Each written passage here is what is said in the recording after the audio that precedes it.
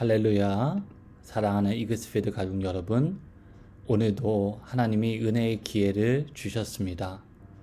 주님께서 주신 은혜가 사랑하는 이그스피드 가족 모두의 삶을 주장하기를 바랍니다. 2023년 9월 21일 목요일 아침입니다. 오늘 우리가 함께 나눌 하나님의 말씀은 열왕기상 8장 12절에서 21절까지의 말씀입니다.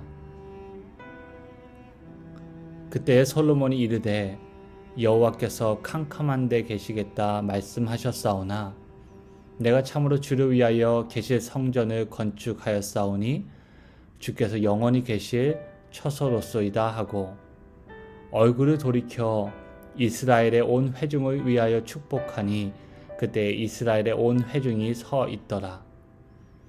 왕이 이르되 이스라엘의 하나님 여호와를 송축할지로다.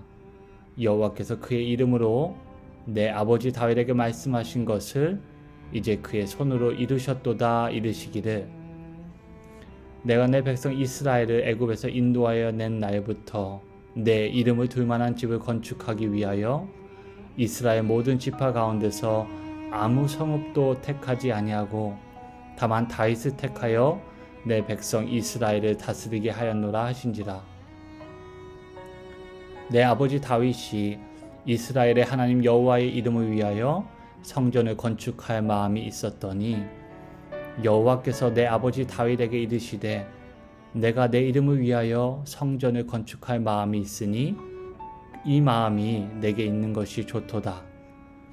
그러나 너는 그 성전을 건축하지 못할 것이요 내 몸에서 낳을 내 아들 그가 내 이름을 위하여 성전을 건축하리라 하시더니 이제 여호와께서 말씀하신 대로 이루시도다. 내가 여호와께서 말씀하신 대로 내 아버지 다윗을 이어서 일어나 이스라엘의 왕위에 앉고 이스라엘의 하나님 여호와의 이름을 위하여 성전을 건축하고 내가 또 그곳에 우리 조상들을 애굽 땅에서 인도하여 내실 때에 그들과 세우신 바 여호와의 언약을 넣은 궤를 위하여 한 처소를 설치하였노라. 아멘. 어제 우리는 솔로몬 왕이 성전을 하나님께 봉헌하며 수없이 많은 양과 소를 잡아 하나님께 향기로운 예물로 바친 것을 보았습니다. 그런데 솔로몬은 거기서 멈추지 않고 하나님께 자신의 입술로 제사를 지내는 것을 오늘 본문을 통해 볼 수 있습니다. 성전을 봉헌하며 입술의 열매인 찬미의 제사를 지내고 있습니다. 다시 말해 본문을 통해 기도의 제사를 드리는 솔로몬을 보게 됩니다. 하나님은 소와 양을 가지고 드리는 솔로몬의 제사도 받으시지만 그의 입술의 제사, 기도의 제사, 찬양의 제사도 기뻐 받으시는 분입니다. 솔로몬 왕은 이스라엘 온 회중을 축복하고 그 앞에 서서 다음과 같이 고백하는 15절 말씀을 다시 한번 제가 읽어 보겠습니다. 왕이 이르되 이스라엘의 하나님 여호와를 송축할지로다. 여호와께서 그의 입으로 내 아버지 다윗에게 말씀하신 것을 이제 그의 손으로 이루셨도다. 이스라엘의 하나님 여호와를 송축할지로다. 아멘. 솔로몬이 입술의 제사를 잊지 않은 것은 아마도 아버지였던 다윗을 통해 배운 신앙교육의 결과일 수도 있겠다는 생각이 들었습니다.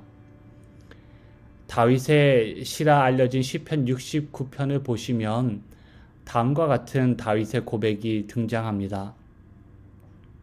시편 69편 30절로 31절까지의 말씀을 제가 읽어드리겠습니다.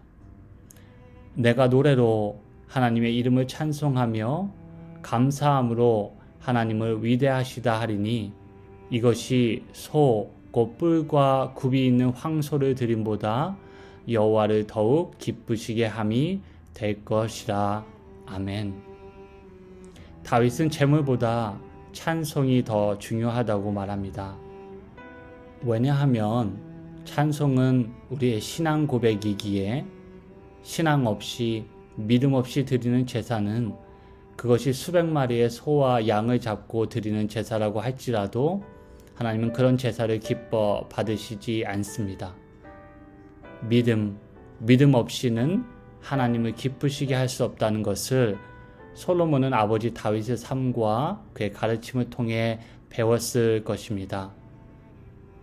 물론 우리의 신앙을 표현하는 방법은 다양합니다.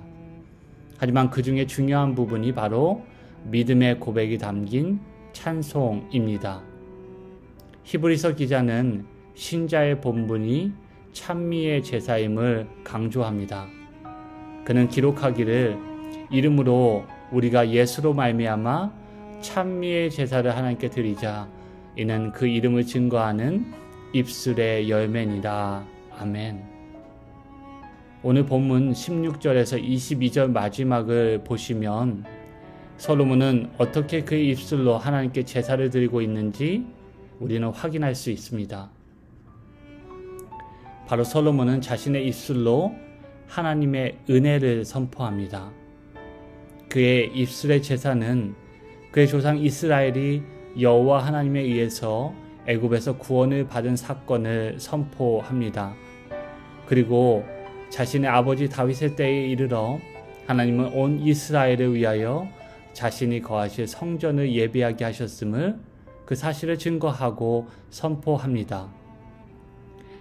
굉장히 압축적이지만 하나님이 과거에 이스라엘을 위해 행하신 일과 그 은혜를 증거하고 선포하는 것이 솔로몬의 입술의 제사였던 것입니다. 하지만 그의 입술의 제사는 과거에 하나님이 행하신 사역과 은혜에서 멈추지 않습니다. 그는 자신을 통해 하나님께서 오늘 어떤 일을 행하셨고 자신을 통해 하나님의 은혜가 어떻게 이루어졌는지 고백하고 있습니다. 하나님이 자신의 아버지 다윗과 맺은 언약이 그 말씀대로 자신에게 이루어졌다고 고백하고 있습니다. 오늘을 살아가는 그리스도인들도 마찬가지입니다. 2000년 전 팔레스타인 지역에서 활동하신 예수님을 통해 하나님이 행하신 일과 그 구원의 은혜를 우리는 선포합니다. 하지만 거기서 그치면 안 됩니다. 우리의 입술의 제사는 하나님이 오늘 이곳에서 나를 통해, 우리를 통해, 그리고 우리 공동체를 통해 어떻게 예수님의 말씀이 이루어져 가는지 하나님께 올려져야 합니다. 하나님께 들려져야 합니다. 기도를 통해, 찬송을 통해, 그리고 나눔을 통해, 그리고 우리의 입술을 통해 하나님께 올려지고 들려져야 합니다. 마지막 절 21절을 보시면 솔로몬은 하나님이 모세를 통해 이스라엘에게 주신 언약의 돌판이 그가 세운 성전 안쪽 지성소에 놓여 있음을 다시 한번 상기시킵니다. 하나님의 말씀이 모세를 통해 주어졌고 다윗을 거쳐 전달되어 지금 자신이 세운 하나님의 성전에 있다는 것입니다. 하나님의 집인 성전에 하나님의 말씀인 토라가 있습니다. 솔로몬 안에 하나님의 말씀이 있었습니다. 참 성전으로 이 땅에 육체로 오신 예수님은 하나님의 말씀, 곧 로고스이십니다. 진정한 성전이란, 진정한 육체란 하나님의 말씀이 그 안에 생명으로 역사할 때 비로소 가능한 것입니다. 예수님 당시에 예루살렘 성전은 헤롯이 지은 성전입니다. 겉보기에는 크고 웅장하고 화려했지만 예수님께서는 그 성전이 정화되어야 한다고 거듭 강조하셨습니다. 만민이 기도하는 집이어야 하는 성전이 강도의 소굴이 되었기 때문입니다. 왜 그렇게 되었을까요? 성전의 생명력인 말씀이 그 안에 없었기 때문입니다. 우리의 삶과 우리의 가정과 우리 교회 공동체를 함께 이 시간 돌아보기 원합니다. 입술의 제사가 하나님께 바로 드려지고 있는가? 내 삶에 나의 가정과 일터와 교회에서 기도와 찬송의 소리가 하나님을 향해 뻗어 올라가고 있는가? 19절 말씀에 따르면 하나님의 성전은 하나님의 이름을 위해 지어졌다고 말합니다. 하나님의 이름으로 기도하고 하나님의 이름이 존귀하게 되는 것, 그것이 솔로몬 성전의 존재 이유였습니다. 이사야 선지자는 동일하게 우리의 삶의 목적도 마찬가지라고 말합니다. 마지막으로 이사야서 43장 21절 말씀을 읽고 오늘 말씀을 마치겠습니다. 이사야서 43장 21절 말씀입니다. 이 백성은 내가 나를 위하여 지었나니 나를 찬송하게 하려 함이니라. 아멘. 함께 기도하시겠습니다. 오늘 말씀을 통해 솔로몬이 성전을 봉헌하며 하나님께 드린 예배의 모습을 함께 묵상하였습니다. 그가 가진 소와 양 재물뿐만 아니라 그의 입술의 열매로 하나님께 제사하는 모습을 통해 참 성전다움이 무엇인지 알게 하시는 은혜에 감사를 드립니다. 우리의 육체와 우리의 가정과 신앙 공동체가, 그리고 더 나아가 우리가 살고 있는 이 문화와 온 우주가 하나님의 참 성전다움을 회복하게 하시어 하나님을 향한 기도와 찬송의 곡조가 주님 귀에 아름답게 들리기를 소망합니다. 말씀이 우리 안에 악보가 되게 하시고 성령 하나님께서 친히 우리의 기도와 찬송의 지휘자가 되어주셔서 오늘도 하늘 보좌 위 어린 양이신 예수님께 새 노래로 예배하는 복된 하루가 되기를 바라며 이 모든 말씀 좋으신 예수 그리스도의 이름으로 기도하옵나이다. 아멘.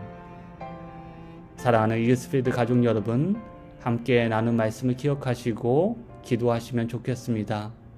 오늘도 말씀이신 주님과 동행하시기를 바라고 입술의 열매가 풍성하게 익어가는 복된 계절이 되기를 바랍니다.